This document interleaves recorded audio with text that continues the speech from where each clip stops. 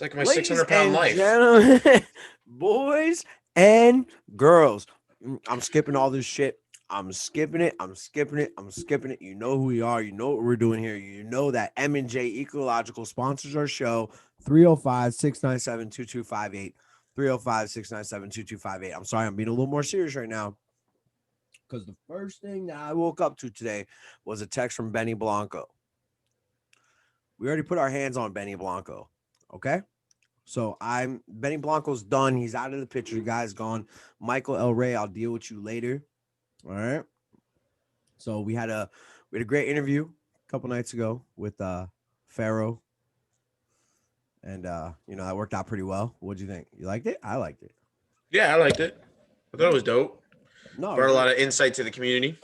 A lot of insights to the community, things that we really can't touch on, or we really don't know how to touch on, but he's addressing those issues. And if you are interested in what we are talking about, motherfucker, our camera. Um, what? If you are interested what we are talking about, go check out our interview at YouTube Wrestling Paradox Podcast.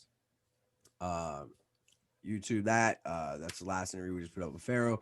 And then make sure you guys follow us on Twitter at Podcast Paradox. So now that's out of the way. Can we just get into this horrible show? I actually don't think it was that bad. Of course you You're don't. you're you're just mad because of other reasons. I'm I'm very upset tonight. Very It's Stang. I wish Luke Gallows came out. I mean, It's Stang. we're already getting the crossover that I said was gonna happen. Like Cody just When Don Callis said that last night, I got a man boner. I'm like, oh my god. what, that Tuesdays and new Wednesdays? No, that just the what could happen? You can get the North versus FTR. Right, that's what I'm saying. Like, that's the first thing that popped in my mind. I was like, oh, you get the North versus FTR, or the Good Brothers versus FTR again. I'm like, oh, Yeah. oh, that's fucking perfect. Like the match that we deserved in WWE that we never got. right. Oh, I'm like, oh, that's awesome. No, it's gonna be very, very interesting, and it will actually lead to what we've said forever: the brand promotion or the brand crossing, and then finally we get EC3 in All Elite. Well, he's not in TNA anymore. No, where's he at now? He's wrestling in ROH. Oh, what? Really? Yeah. That's interesting. Yeah. All right. I mean, like, is he not doing? You have to realize that TNA they film a month's worth of TV in one day. Gotcha. So just telling you that, like, he was in the studio, like, it's filming. I think it was like 4 or 5 days, but it was like 2 months worth of stuff. Gotcha. I didn't know I saw something about him being Ring of Honor, but I thought he was still TNA. No, he wrestled at No Peace Underground, took skewers in the head, and I heard about now he's that. in Ring of Honor. No. And now my boy, this Saturday, Brody King is wrestling for the ROH Heavyweight Championship at Final Battle 2020. That's why I got to rep the shirt. Who does TNA have ties with? New Japan. Okay. So we are going to probably get Okada, right? Well, I mean, you're probably not going to get them right away. Like, you're not going to get New Japan wrestlers right away because of the overseas coming in over, vaccine and shit like that. So, all right. Well, at least we'll start with TNA. We see WWE. I mean, there's so many fucking predicaments. There's so many predicaments, like, for TNA. I mean, you can get Ken Shamrock and Miro. There's so many, like, dream matches that can happen. Moose versus Kenny Omega, Sammy Guevara and Rich Swann. Is WWE becoming WCW of 1998? I mean, I've been saying that for months, and everyone's like, "Oh no, you're just being a pansy." And I'm like, "No, I don't want to watch them because it's not very good." Like, now you're gonna probably see an invasion angle somewhere. This Tuesday, I am predicting that Kenny Omega is gonna show up, as he said, or as Don Callis said, and I think that he's gonna about to be attacked, and something along the lines of "I didn't come here alone" kind of deal. And I think we get the Bucks back in there, and who knows? what happens if Marty Scurll shows up on TNA? Mm-hmm. There's another instance. But he signed with TNA though, and not AEW. Or what happens? Like, remember they canceled their War Games esque match. What happens if this is their War Games? So, well, that's why I said what I said, because now AEW kind of feels like WWE, but they're gonna have that invasion angle. It almost feels like WWE's on the outside looking in. Yeah, they're the ECW. I wouldn't say they're WCW. They're the ECW. Outside looking in kind of deal. Yeah. Yeah. Yep.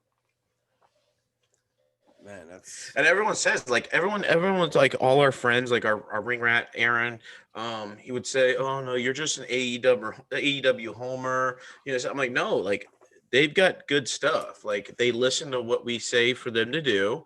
They watch our show, you know, and by the way, I'm sorry. I know you guys hear me chewing. I'm putting them away now. My bad. He loves nuts in his mouth. Yo, salt and vinegar. Shut up, Jim! Jeez, he's not fucking your wife. It's just peanuts. Sorry. They do call me the Big Show, though.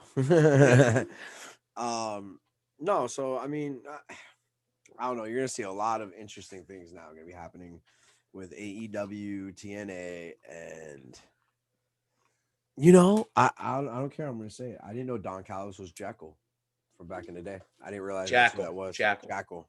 I didn't realize that's who that was. Yeah, bro. He had the fucking the sticky diamond thing on his head. Well, now that I look at him, he was the Oddities, wasn't he? Wasn't he the leader of the Oddities? Yeah. Now that I look at him, I'm like, oh yeah, that's him. He actually was a wrestler, and he never made it. Like he wasn't really that good. Yeah. Yeah. You know, him and Stevie Richards always kind of reminded me of each other. Have you seen Stevie Richards lately? Wait, is it Stevie Richards? I'm thinking the one, the best super kick in the business. Yeah, Stevie Richards. But have you seen him lately though? Mm-mm.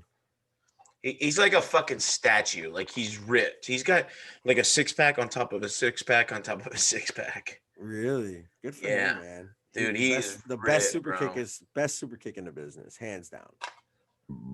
That was the best gimmick. The BWO was the best gimmick ever. Oh yeah.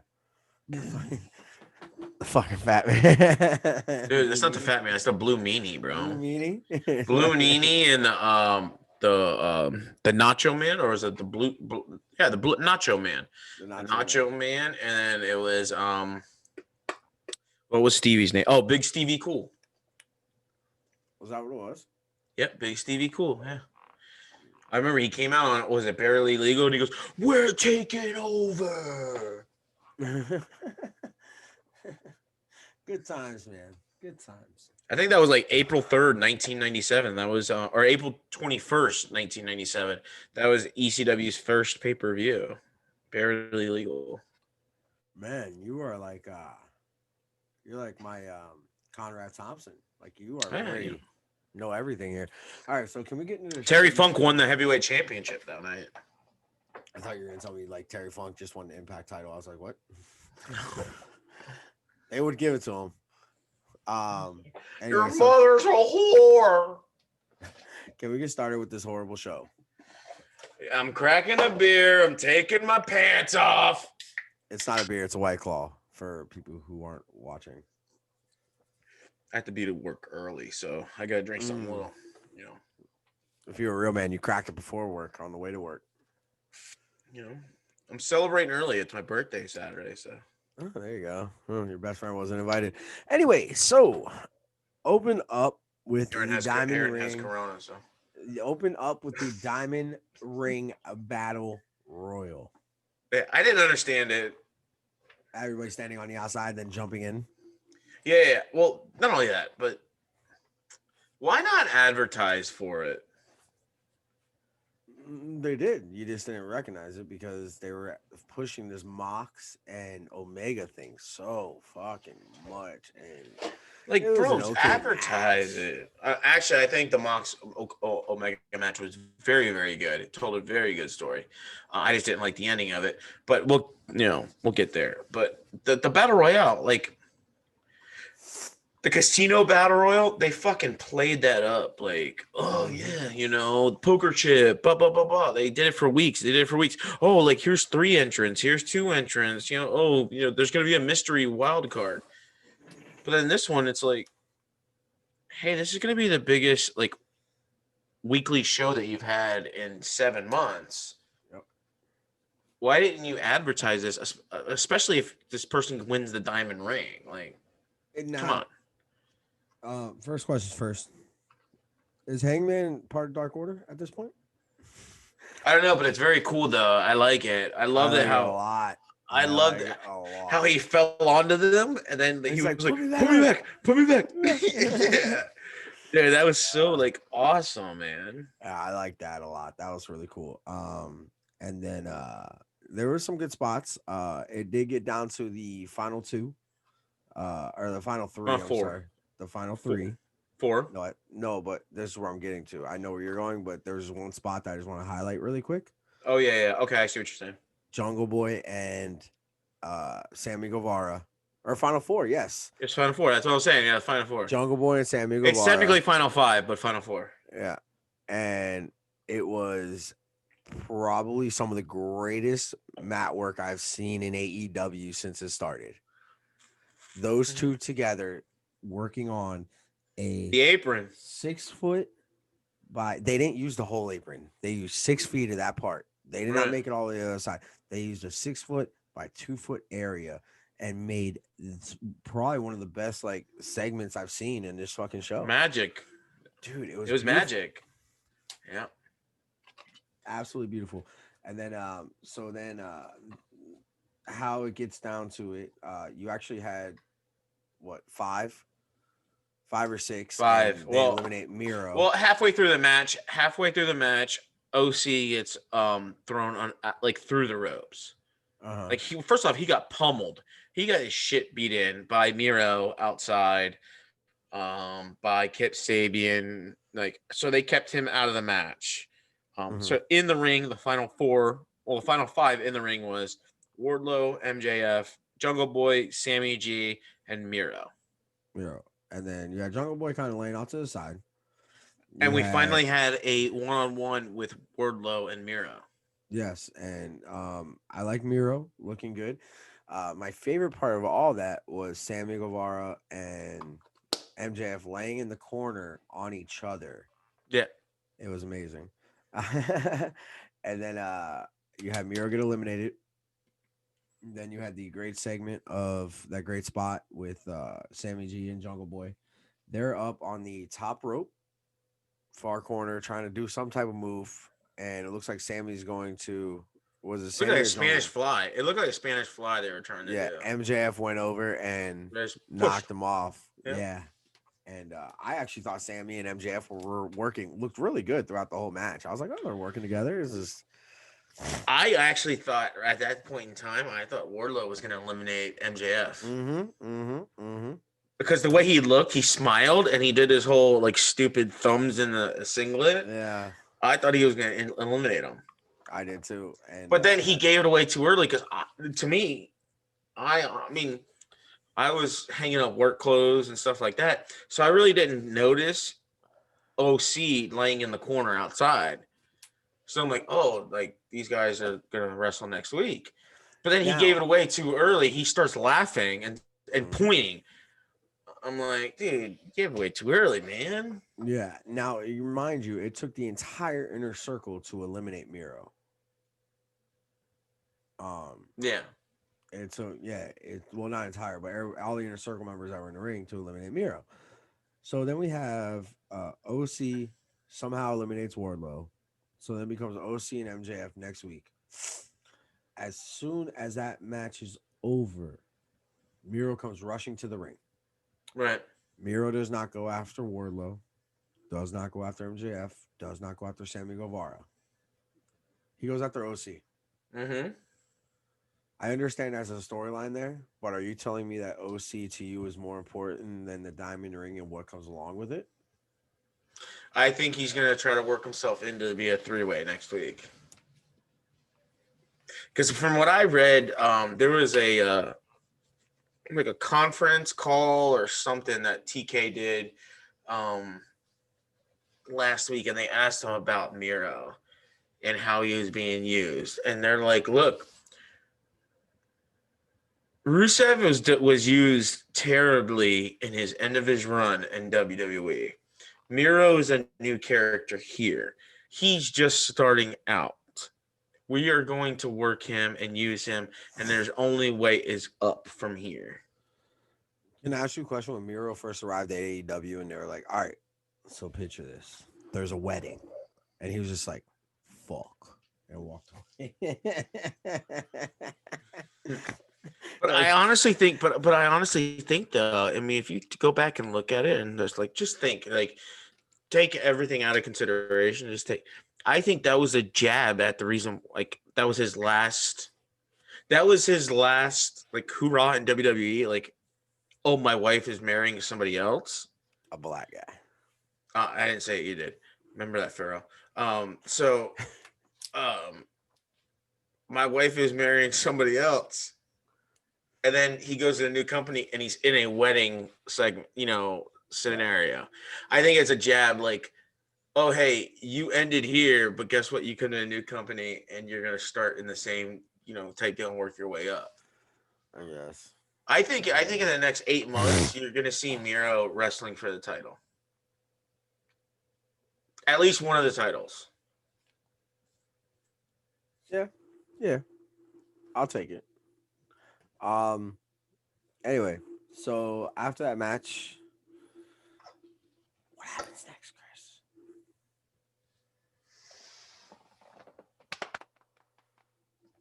You there? Yeah.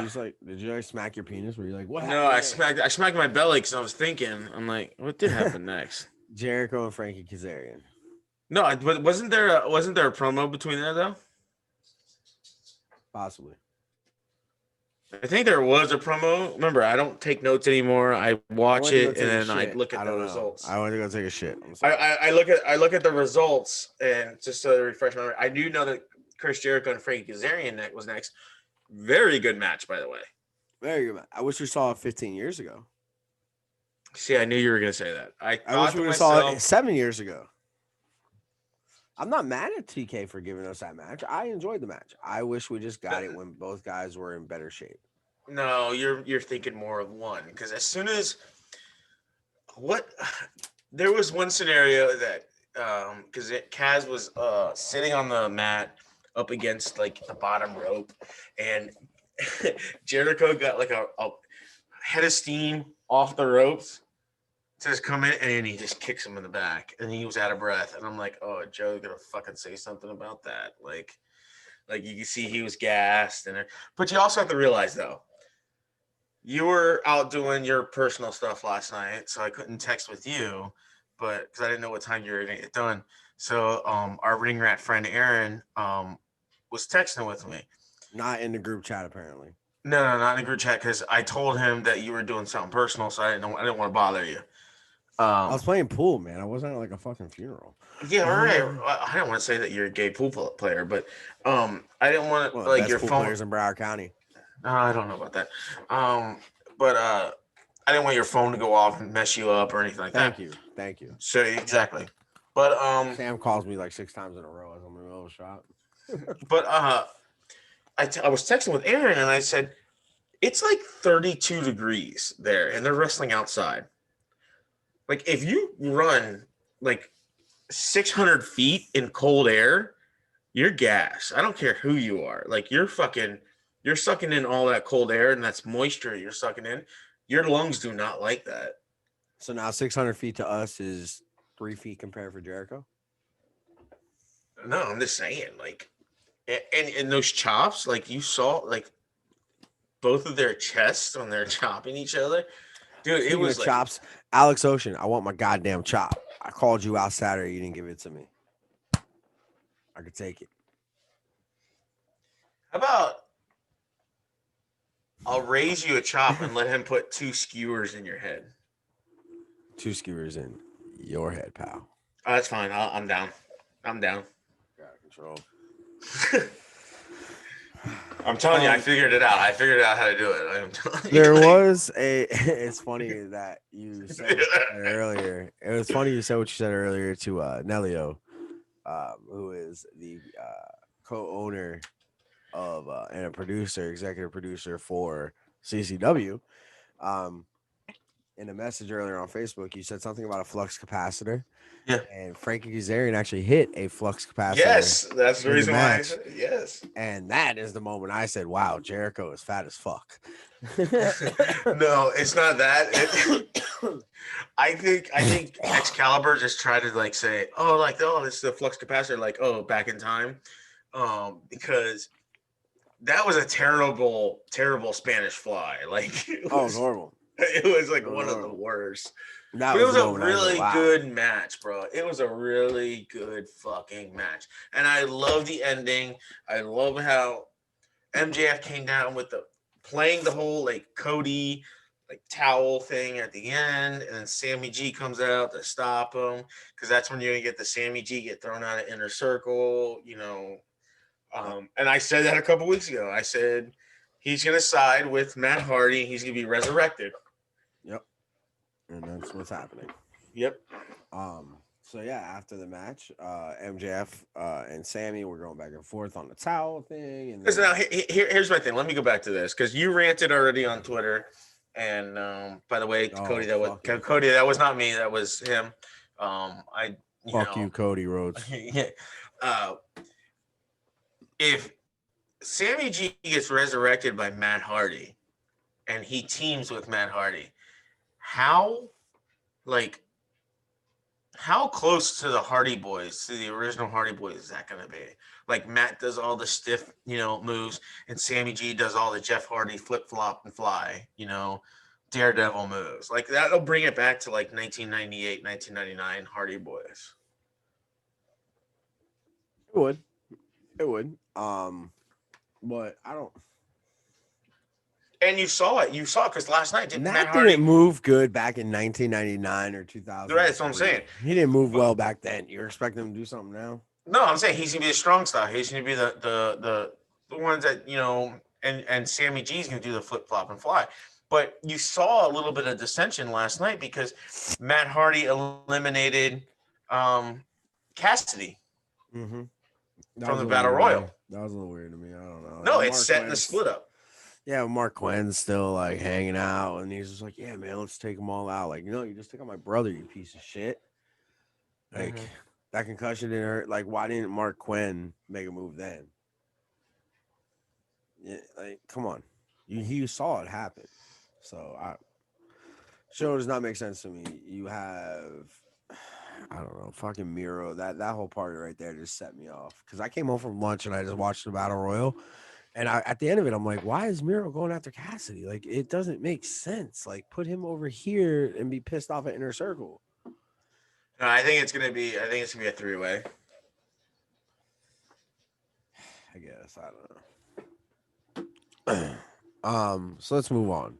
Oh, and how about Jericho getting on the mic afterward and just dropping explicit after explicit after explicit? Oh, the best explicit did not even come from a wrestler tonight. It came from from a announcer. Yeah, you'll know what we're talking about later. Yeah. Anyway, so the Young Bucks is a promo next with Officer Bar Brady. So the first thing that the Young Bucks say are, "Hey, remember when we kicked you in the face?" And Nick's like, "I remember." And then somebody who can't rhyme or rap or whatever, like in a row. I don't know who were these people. I have no idea who they are. And I watch AEW Dark, and I wasn't impressed with them then when I saw them. They faced Alex Chamberlain and somebody else. Alex Chamberlain is big in the South Florida scene. He wrestled for Ronin.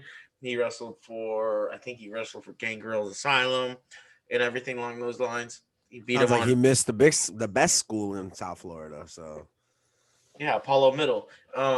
So, but he never, like, they didn't really do much for me then. Like, they're not top flight to me.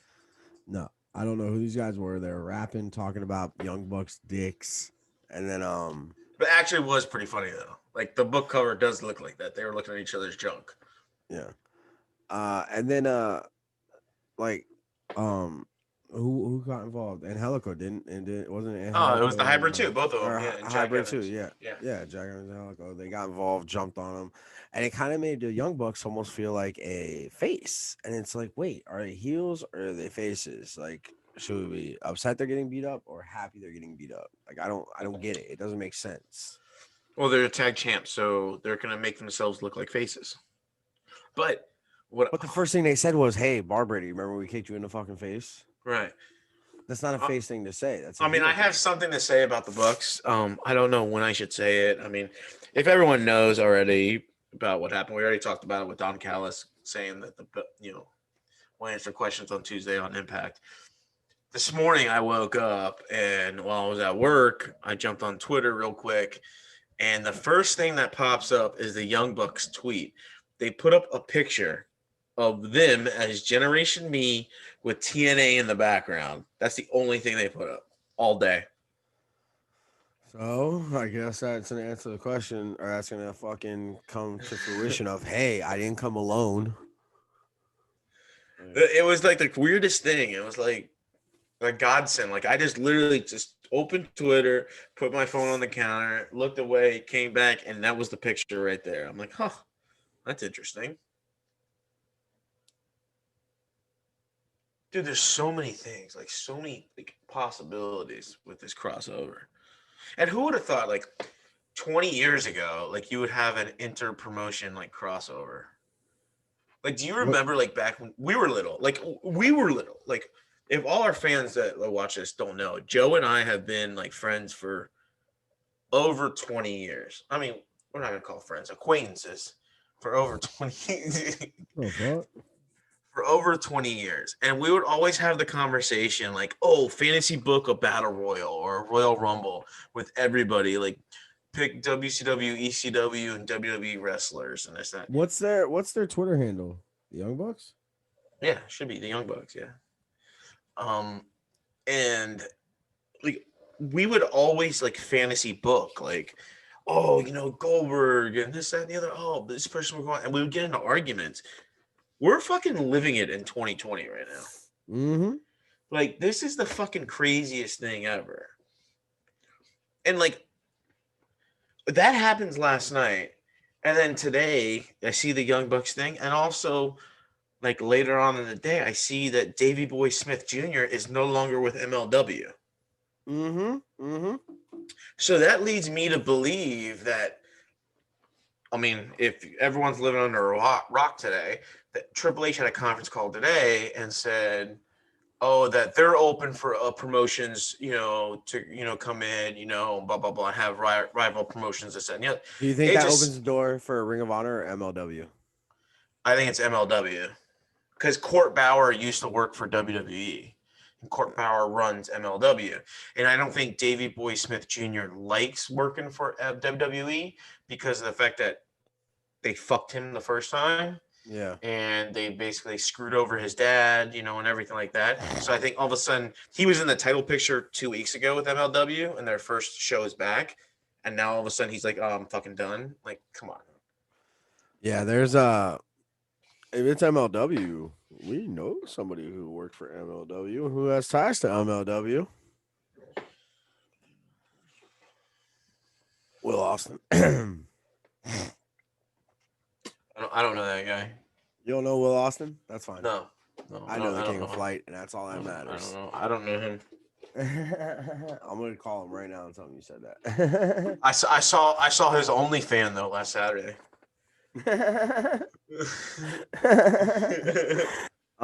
Yeah, his only fan was not there last Saturday. So anyway, Was not. She needed a ride. I'll buy somebody food. I gotta stop. All right, so, ladies and gentlemen, this is the Wrestling Paradox Podcast, brought to you by M&J Ecological for all your nuisance needs, getting rid of any pest control problems that you may have. Lizards, iguanas, snakes, reptiles, get rid of them all. 305-697-2258. 305-697-2258. Marcus is standing by the phones. All right.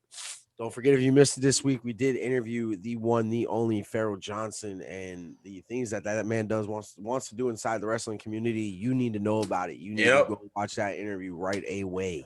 Yes, you need to fucking open your ears, let it sink deep into your cerebellum. Cerebellum. Because he is. I knew a chick named Cerebellum one time. Yeah. So anyway, let's move into the next match, which is DMD Britt Baker versus John Silver's sister. She's tiny, man.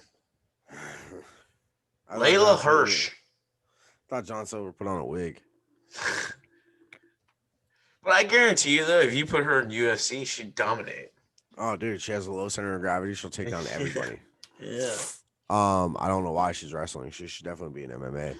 Well, I think she was in MMA, and I don't think anyone signed her because she's so tiny.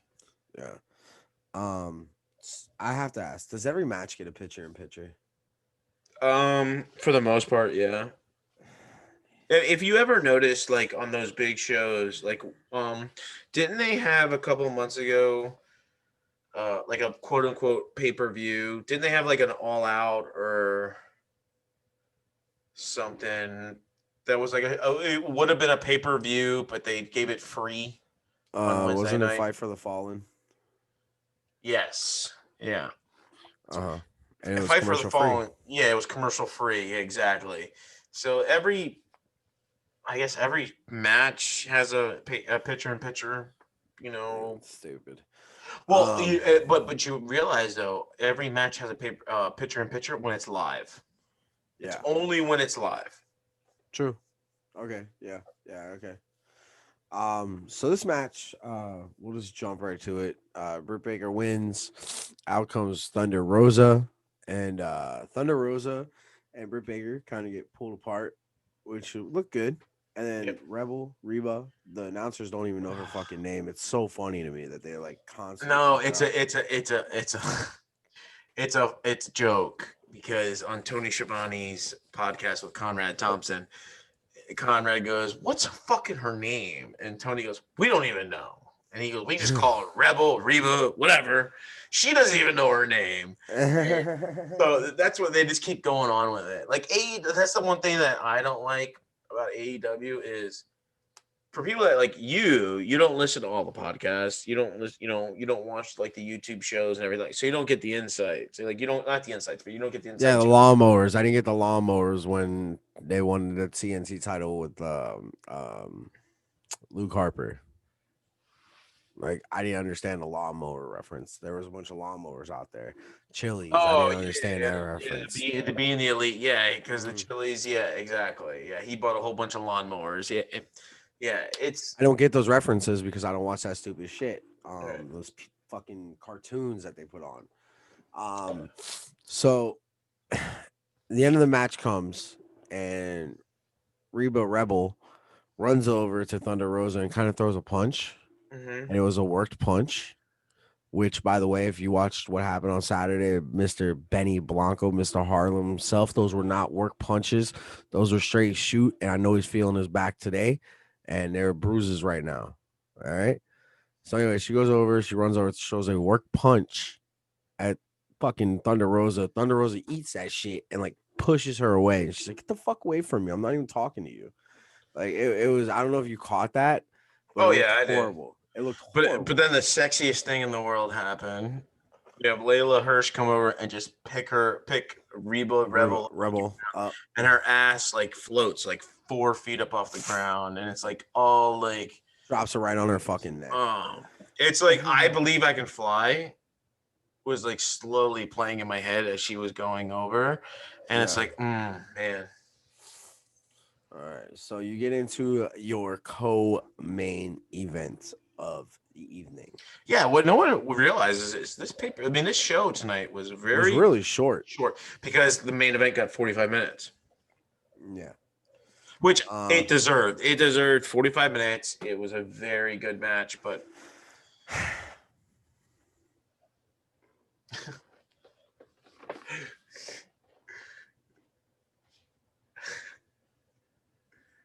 sorry, you can go into this co-main event if you want to lead it off. I'm not talking about the main event. I don't. There was No, one I good said part of co-main it. event. Co-main Yeah, event. yeah. No, that's, I'm just letting you know. I'm gonna talk about this. You got the other one. Okay. So we open up. Open up. I hope the show doesn't fucking start over. I can't do 2 more hours of this shit. Team Taz versus Cody and Darby. Um, First of all, this was a great match, and that's because anything that Starks touches is gold. I know you don't like him, and that's fine. Starks is the future of AEW in my eyes. Gets 23 million. Boring. I was big on Ricky Starks when he came in. I bet you like John Cena, don't you? No, I can't see him. I was big on Ricky Starks when he came in. I just won't. I'm not big on him now because he's with Team Taz. I can. You if should it- be. You fucking No. love Team Taz. I do. I love Team Taz if it was just Hobbs and Brian Cage. He doesn't fit in the fucking realm of Team Taz. All right. Whatever. You're wrong. I'm wrong. Okay. We're just gonna stop there. You're wrong. There was a spot. Hey, in the match- Ricky Starks in Team Taz is like Owen Hart in Nation of Domination. Doesn't fucking fit. It fit perfectly. Oh yeah, because I'm not a nugget, and I can't fucking fly either.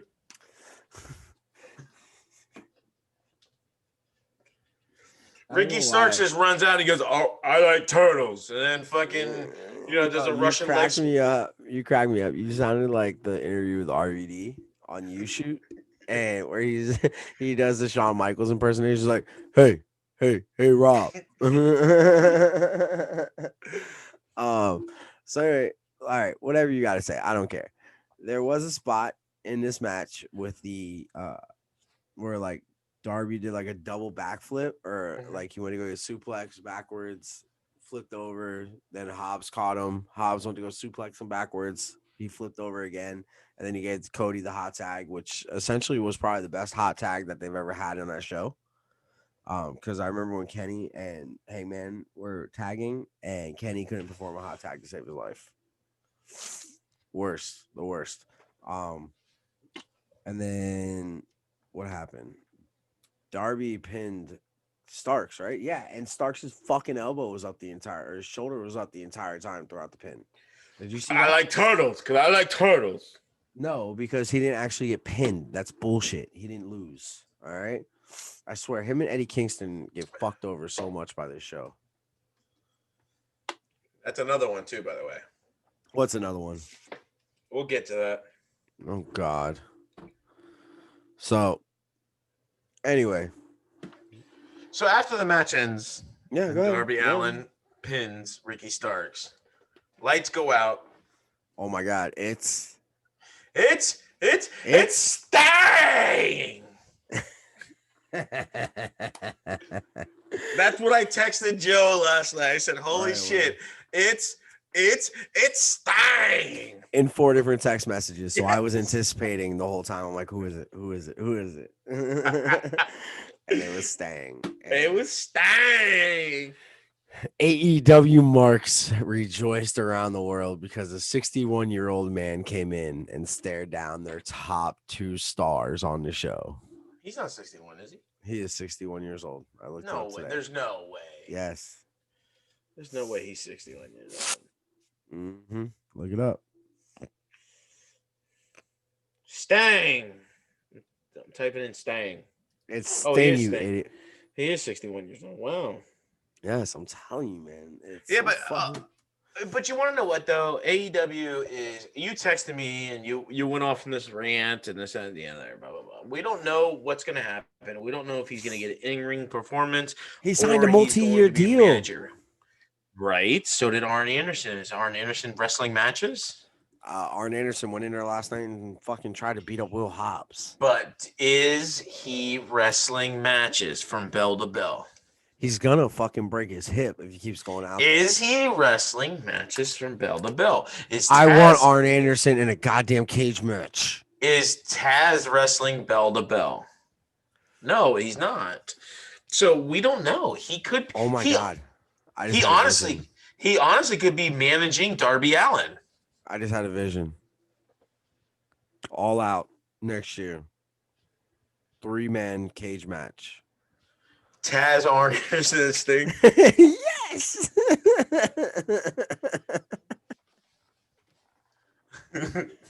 I hope we get it.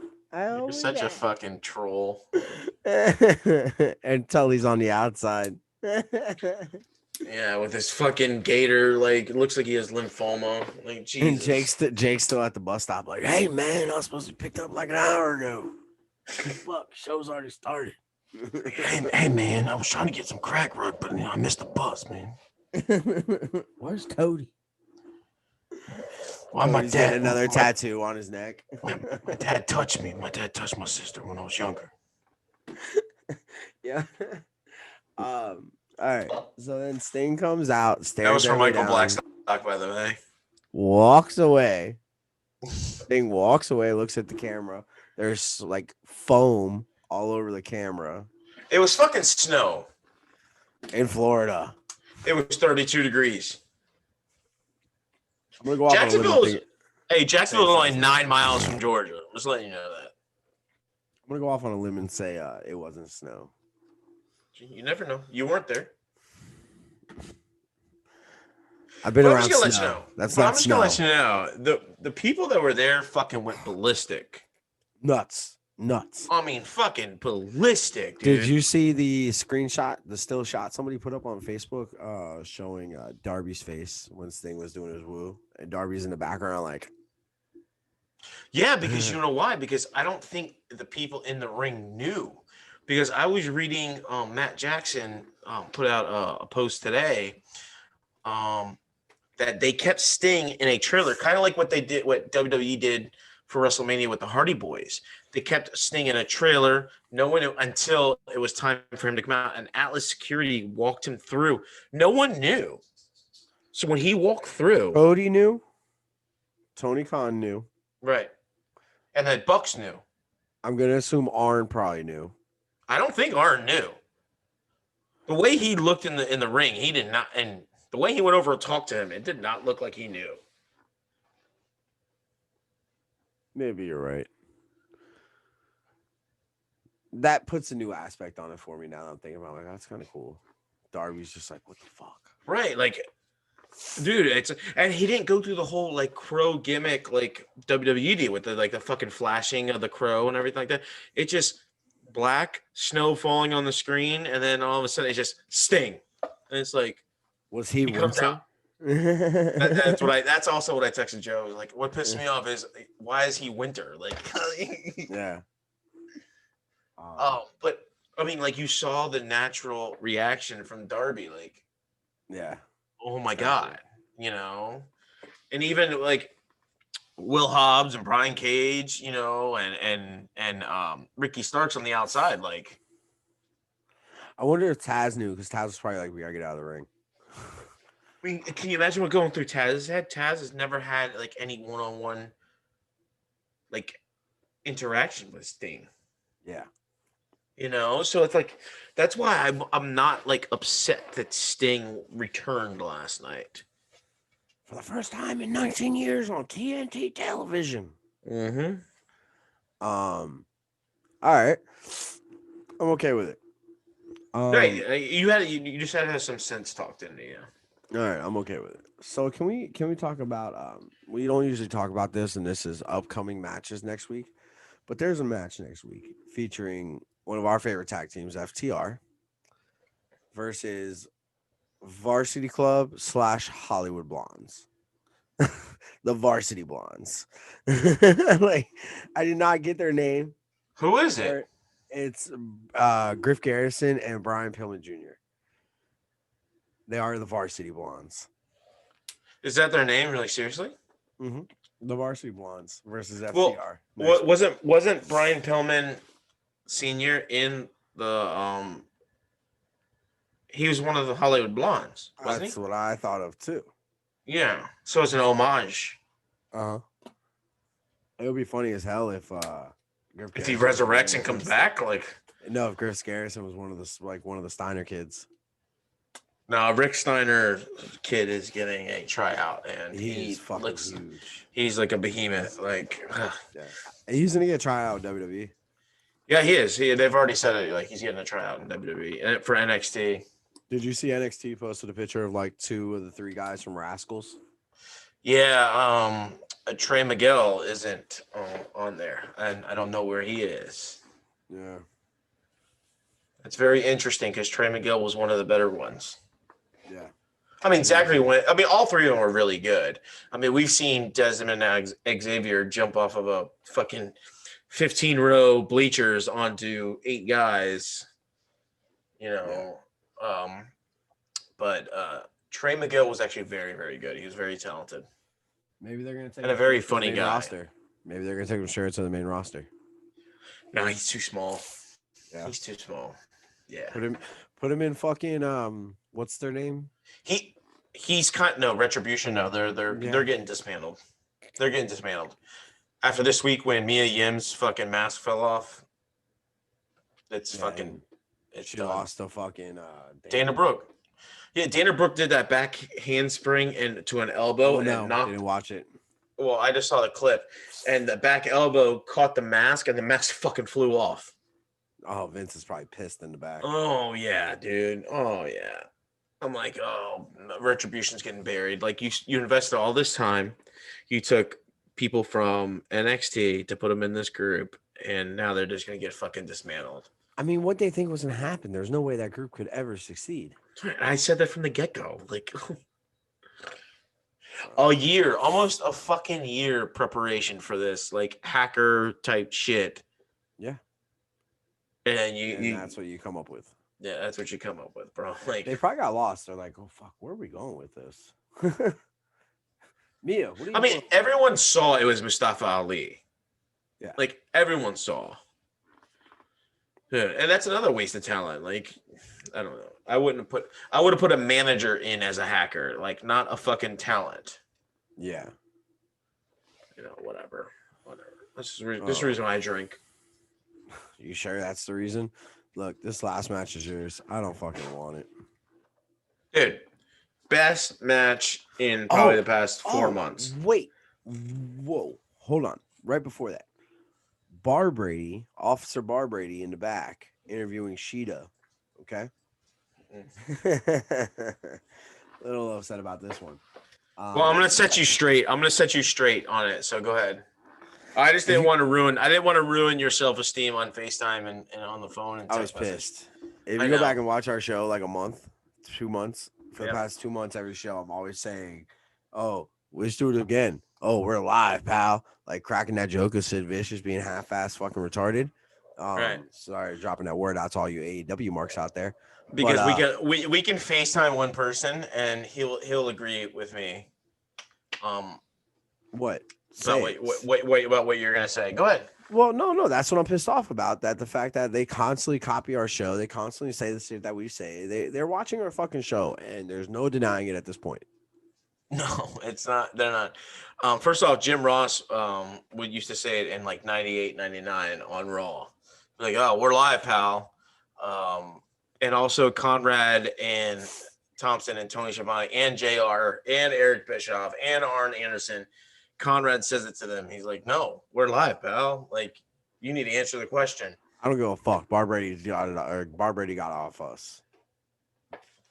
But yeah, that's where it comes from. It comes from. I mean, JR used to do it in the 90s. I know that for a fact. I do it too now. Right. So just because you masturbate doesn't mean you're a porn star. I'm fucking done. You got this fucking last match. Best match I've seen in probably since February. I have no notes for it, by the way.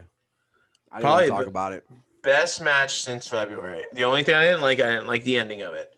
It went about 44 minutes long. It was a typical. I mean, Joe always wants Kenny Omega from Japan, and he wants the cleaner and everything. This was a typical cleaner match. It was brawling on the outside, brawling inside, strong style, chop, kick. You know, going for the one wing angel. You know, the opponent gets out of it. You know, this, that, and the other. What I didn't like, what I think it's made me go from a 4.5-star match to a 3.25-star match was the what do they call his DDT? Wasn't it Crossroads for a while? No, what is what's Moxley's DDT? His finisher. Paradigm shift. No, paradigm shift. It's a paradigm shift. There you go. Like, Say it like spell spelled. paradigm. Yeah, Yeah. exactly. Yeah. On the heater on the outside. First of all, that heater was not there at the beginning of the night. That's number No, one. it's not. Number It was two, falling apart before they ever touched it. exactly. That's number two. Number three, he didn't like land on it. Like, No, not at all. so the whole, getting the refs down, make sure he's okay, and Don Callis coming down, this and that. Okay, when Don Callis comes down, he goes and checks on Kenny Omega, make sure he's okay.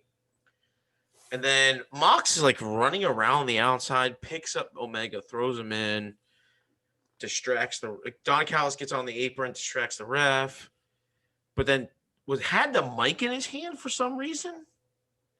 He's hurt, man. He's hurt. Yeah, he's yelling. He's telling the ref he's hurt. He's hurt. And then Mox goes to grab Callis, and somehow the mic goes from Don Callis's hand to 3/4 of the way on the other side of the ring. Omega picks it up and hits him like this.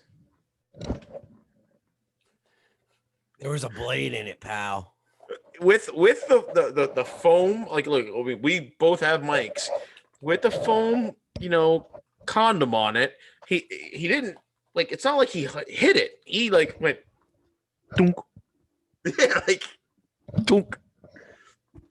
You didn't even hear the thud. Like, that's what got me, is like, you didn't hear the fucking thud. It's not working. No, like, there's no blood. Like, no.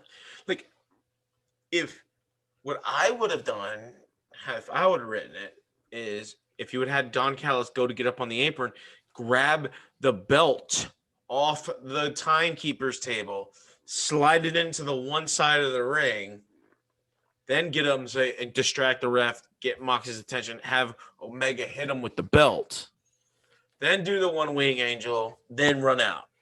Why are you saying shit that makes sense? I know, Like- bro. I know. That's the only thing about this match that went from a 4.5-star match to a 3.25-star match, is the way it ended. But I think it's Don Callis, because Don Callis does like those kind of endings where, like, people get involved and it doesn't make sense. Yeah. Man, because it lost its luster for me. Yep. Well, Omega gets the pin. 1, 2, 3, new champ. All of a sudden, you have Don Callis and Omega like running to the back really slowly. They pass the worst writing booker in the history of wrestling in Tony Khan. Are you there? Did we lose you? I lost you. Baby, come back. You're all I need.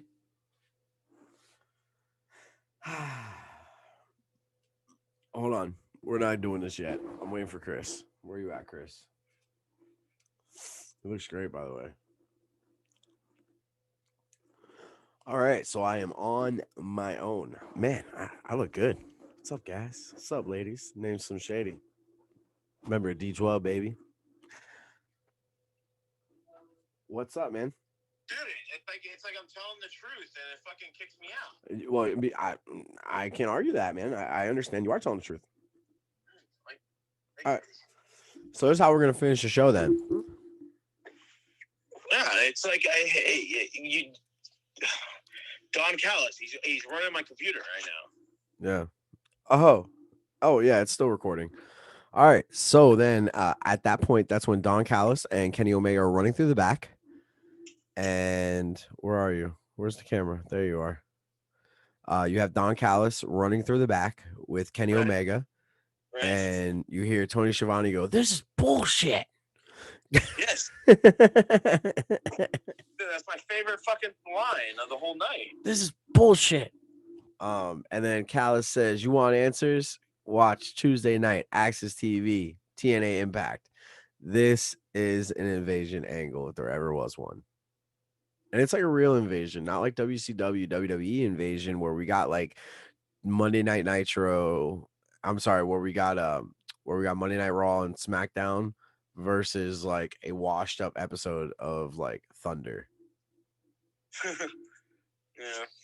You know, so how about at the end when not Kenny Omega, Eddie Kingston comes running out on the fucking stage? What for what? Dude, I have no idea. And he was like, I get pissed about how it ended. I don't know. Yo, like honestly, he was like, "Get that fucking champ back out on the stage. This is bullshit." You know, I think Tony Khan has ADD when it comes to booking. Like it's like half-ass ECW. It's like almost put together show, but he's like, "Hey, what are you doing? Go run out there really quick." That's what it feels like.